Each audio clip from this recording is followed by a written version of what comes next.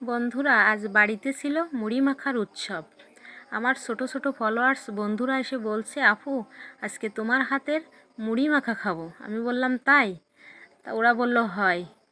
এদিকে মুড়ি মাখার সব আয়োজন করতে হবে। সেদিন যে এত বৃষ্টি, এত বৃষ্টি, বৃষ্টিতে যে আমি রান্নাই পর্যন্ত করতে পারছি না।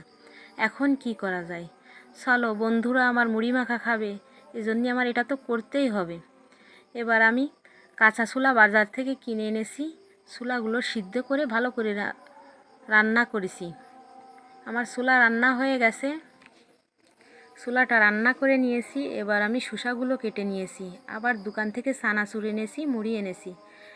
এবার আমের আচার আমের আচার দিয়ে ভালো করে মুড়ি মাখাতে হবে। তারা আমের আচারের মুড়ি মাখা খাবে। এবার নিয়ে নিছি একটা গাবলায় ধনের পাতা কুচি, পেঁয়াজ কুচি, কাঁচামরিচ কুচি। এবার দিয়ে দিলাম শসা কুচি। শসাটা ভালো করে ঝালের সাথে পেঁয়াজের সাথে ভালো করে মিশিয়ে নিলাম। এবার দিয়ে দিলাম তপন চানাচুর দিয়ে আবারও ভালো করে মিশিয়ে নিলাম। এবার দিয়ে দিলাম রান্না করা ছোলা। বাড়িতে রান্না করছি ছোলাগুলো। তারা বাজার থেকে আনা ছোলা খাবে না, আমার হাতে রান্না করা ছোলা তারা খাবে, এই জন্য। এবার দিয়ে দিলাম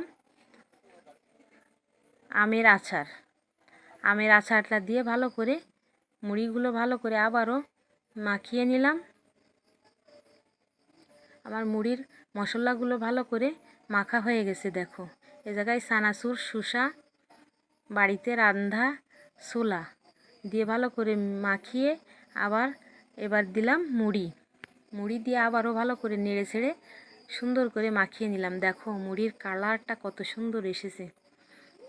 এবার দিয়ে দিলাম বন্ধুদের প্লেটে প্লেটে সাজিয়ে দিলাম, দিয়ে এক একটা চামিচ দিয়ে দিলাম।